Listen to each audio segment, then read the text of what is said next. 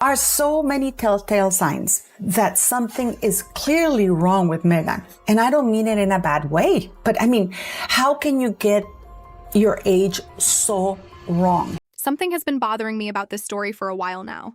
And I want to start there, with the thing that bothers me. Because I think it is the most honest way into what is actually a genuinely complicated and genuinely interesting hour. I hope you're having the best birthday you've ever had. Thank you for everything. Hi, Nanny. I'm English. Actually, 30 minutes. But you know what I mean. And I predicted it in the book, but even I would not have thought it'd be that accelerated. I think personally... The thing that bothers me is this.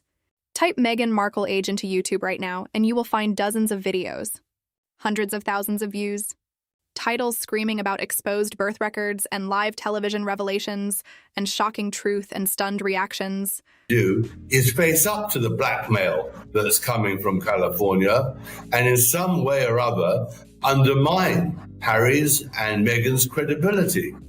Tom Bower's name plastered across thumbnails alongside claims that he has uncovered something explosive about the most personal detail a merry person has, how old they are. Meghan is living a life that she's winning and she's doing all these great things, but the reality is not that. The reality is she's a joke. And the thing that bothers me is not that those videos exist. It is that millions of people are watching them, really watching them, sharing them, arguing about them in comment sections with the kind of intensity you usually reserve for things that actually matter. So today I want to do something slightly different.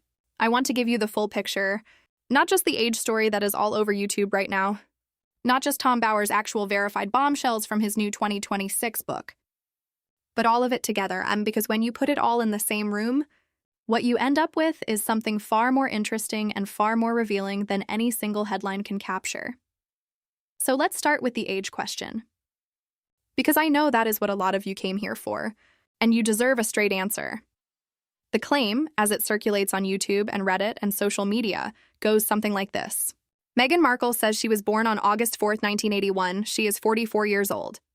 But according to the people pushing this theory, and some of them are pushing it very hard, that is not her real age. The real age, they say, is somewhere between 47 and 49, born not in 1981 but in 1977.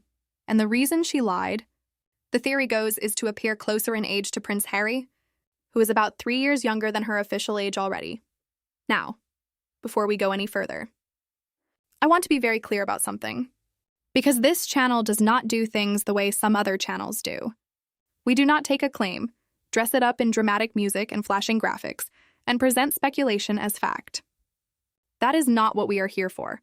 So let me tell you exactly where this theory came from, how it spread, what the actual evidence says, and then, and this is the part that I think is genuinely interesting, why it matters that millions of people believe it even when the evidence tells a different story.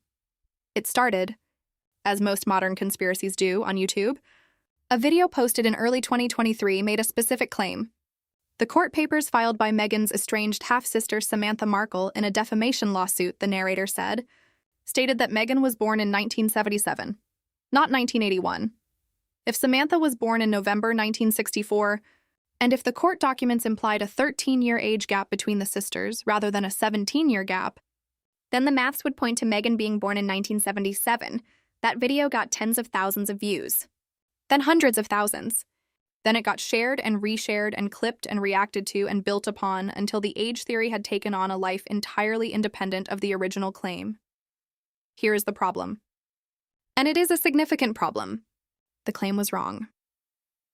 Journalists who actually read Samantha Markle's court filing, not summarized it, not quoted a tweet about it, actually read the document, found that it said no such thing. The filing itself, seen and reported by multiple journalists, stated that Meghan was close to her older sister despite a 17-year age difference. 17 years. Which is exactly the gap you get if Samantha was born in 1964 and Meghan was born in 1981 exactly, as she has always said. And Samantha herself, the woman whose alleged court documents are cited as the smoking gun in this entire theory, wrote in her own book with her own words about the day Meghan was born. She called her baby sister the ship Meghan Flower docking at their house, and she put the date as August 1981. The woman who is supposedly the source of the evidence that Meghan lied about her age confirmed Meghan's age with her own pen, in her own published book. If Samantha believed Meghan was born in 1977, she had a very strange way of showing it. There is more.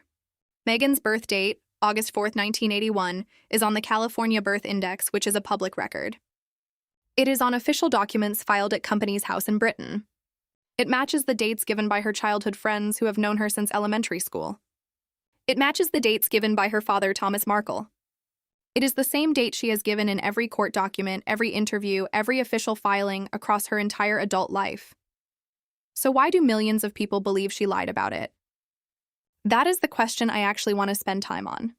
Because the factual debunking is straightforward.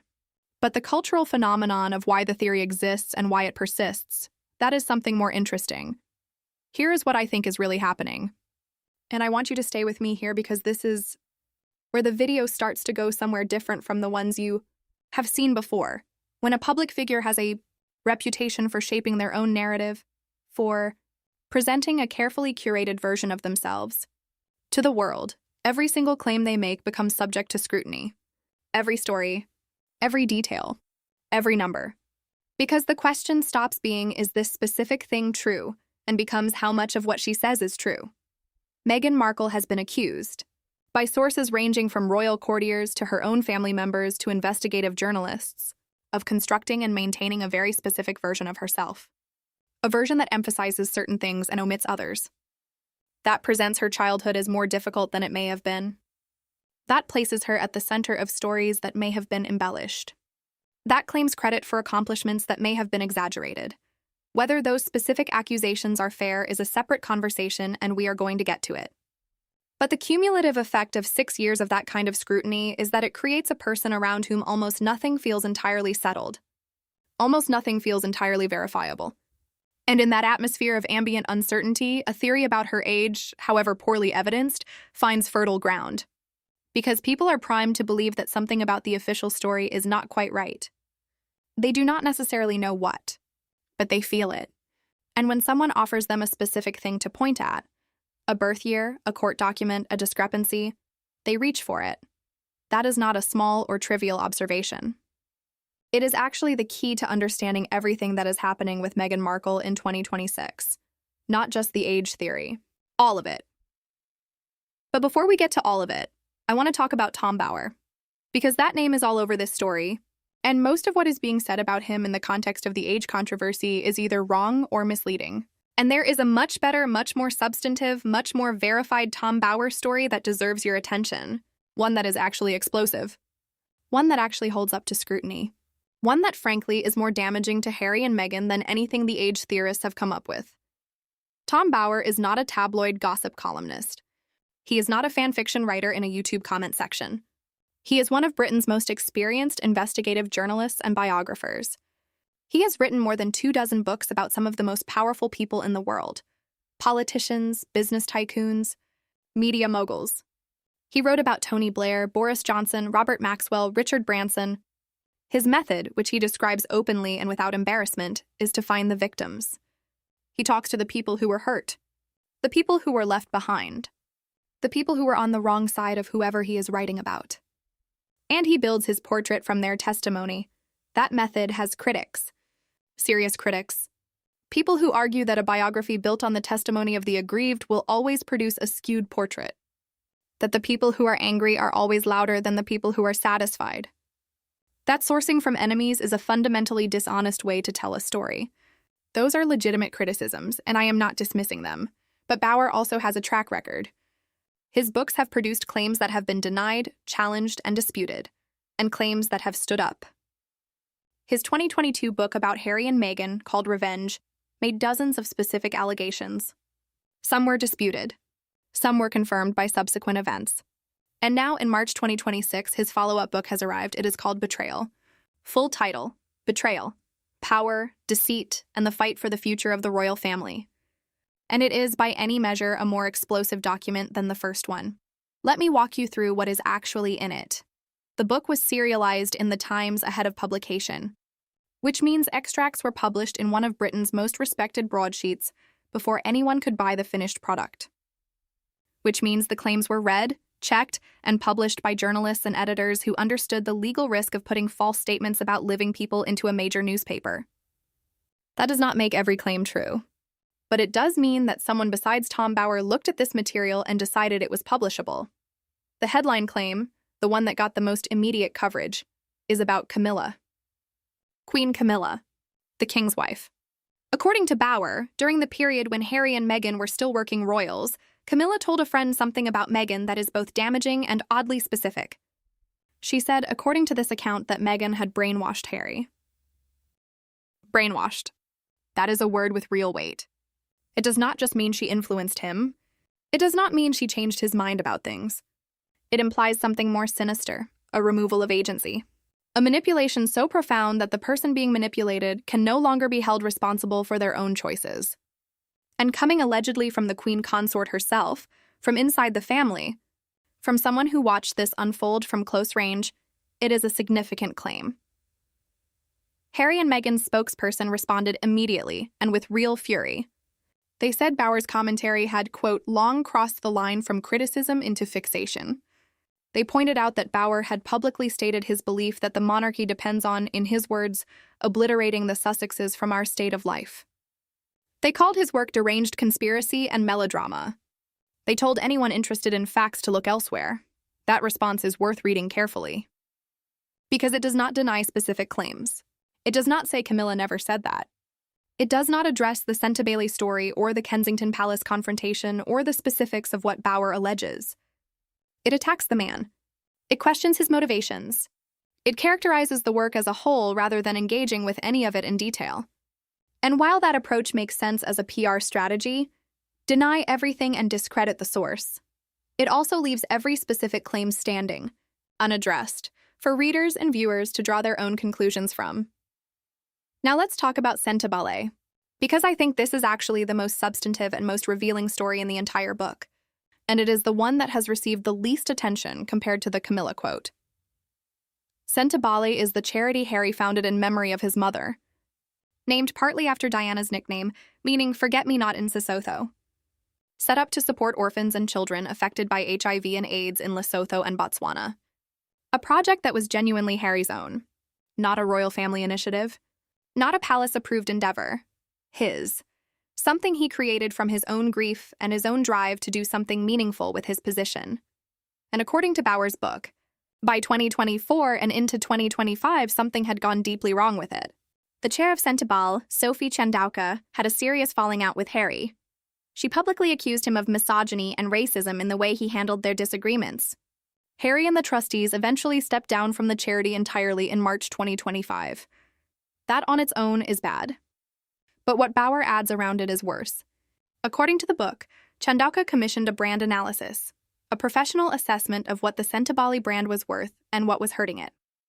And what that analysis found was stark. Corporate sponsors were walking away. Donors were pulling their support. American companies were stepping back. And the reason was not the charity's work in Lesotho. The reason was the association with Harry and Meghan. Specifically, according to Bower, people did not want to be associated with Netflix shows, and especially not with Meghan. That sentence, people don't want to be associated with your Netflix shows, and especially not with Meghan, is attributed by Bower to Chandauka herself, said directly to Harry's face. And Harry's response, according to the book, was to point to Johnny Depp, to argue that Depp remained a box office star despite his very public legal battles and personal controversies. As if to say, being controversial does not have to be fatal. There is something almost unbearably poignant about that detail if you sit with it properly. Harry founded Sentebale as a way of honoring his mother. It was the project that connected his grief and his privilege to something meaningful. It was, in many ways, the most genuinely personal thing he had built outside of his military service.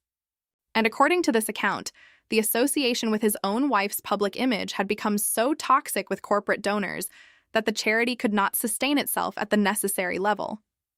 That the thing he built for Diana was being damaged by the brand he had built with Meghan, whether you believe that story or not, and Bower's account should always be held with some skepticism because of his methodology and the fact that Sentebale publicly imploded, that Harry stepped down, that the charity restructured, that Chandauka made public accusations of misogyny and racism. Those are not disputed. They happened. They are documented. And they paint a picture of a man whose charitable legacy is in a significantly worse state than his public image would suggest.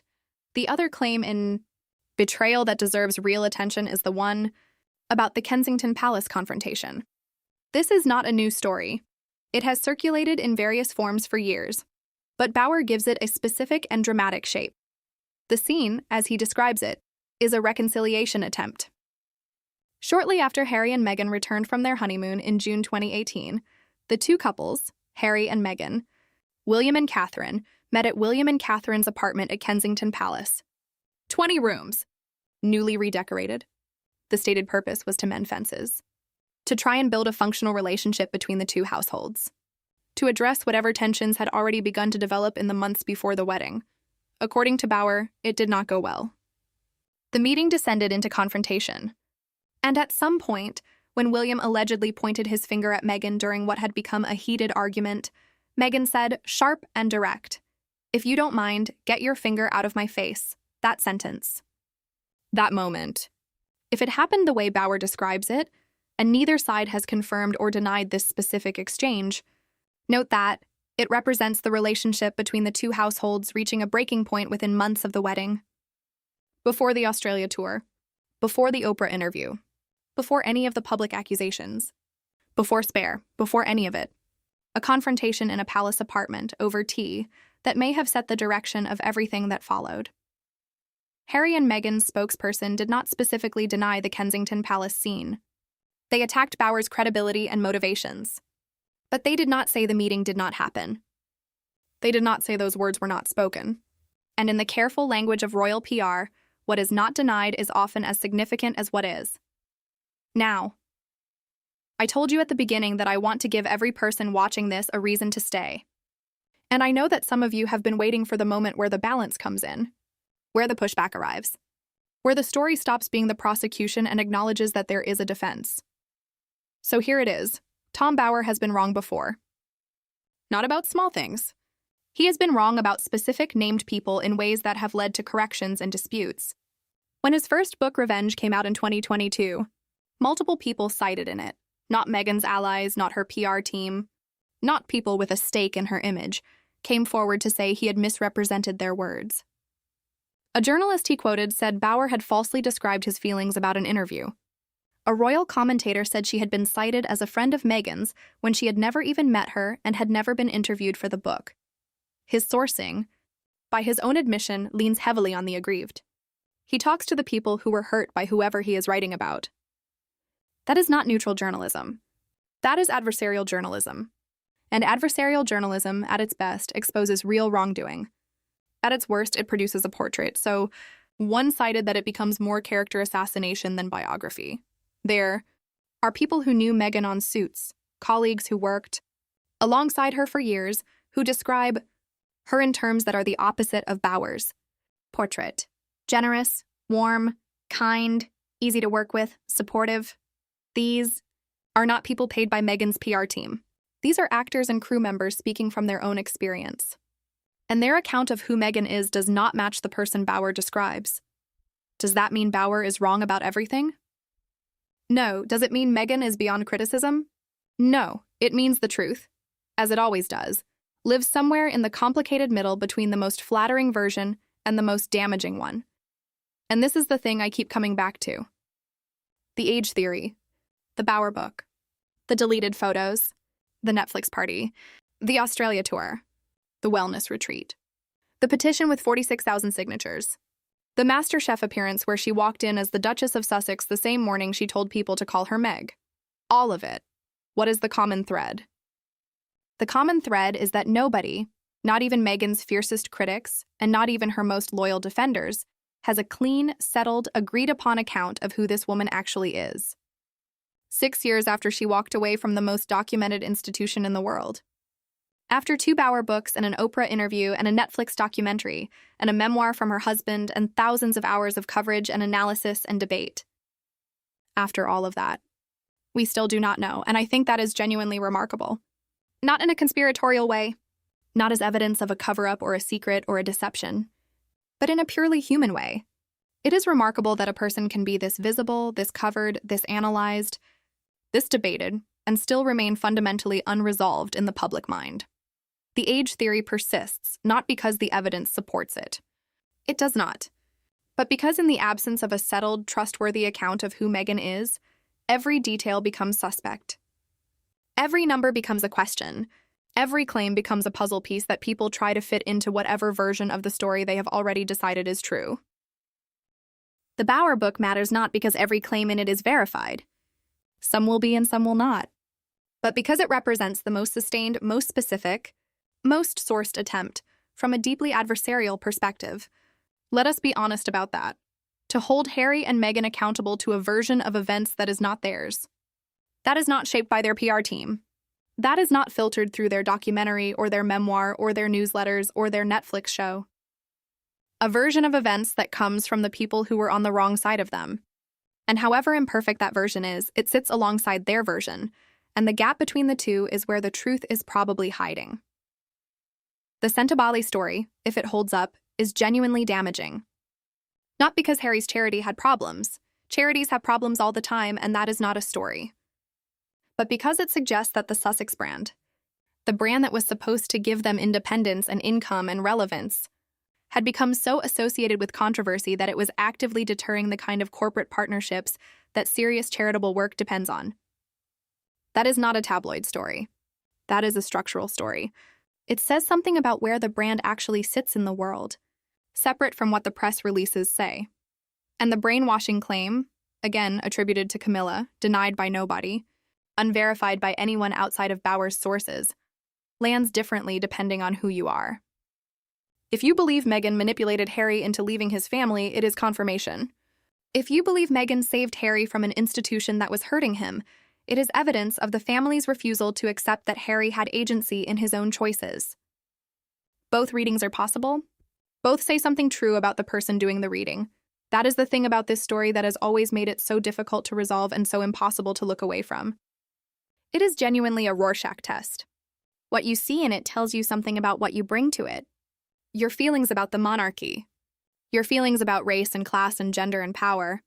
Your feelings about marriage and family and what it means to choose your partner over everyone else. Your feelings about authenticity and performance and whether those things are even separable anymore. Meghan Markle is 44 years old. Born August 4th, 1981 in Canoga Park, Los Angeles. That is the truth. That specific thing is settled and documented, and anybody who tells you otherwise is either misinformed or deliberately misleading you. But the bigger question, who is Meghan Markle?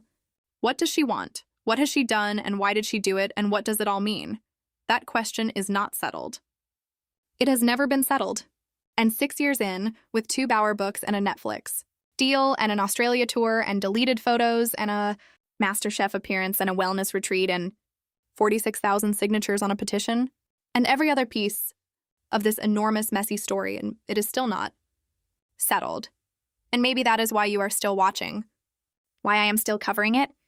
Why millions of people are still clicking on thumbnails about her age and her Netflix deal and her party dress and her deleted photos. Not because we are all obsessed with a woman we do not know, but because the story she represents about identity and authenticity and reinvention and the cost of freedom and the impossibility of escaping who you were born to be, that story is one that most of us recognize something of ourselves in. That is what keeps this going. Not the gossip, not the hatred, not the loyalty, the recognition, and I suspect it will keep going for a long time yet. Drop a comment below and tell me which part of this you want to go deeper on. The Bauer book, the Australia tour, the Netflix situation, the age theory. Whatever it is, I will follow it. And subscribe if you have not already, because the next video is already in progress and it goes somewhere I promise you were not expecting. See you there.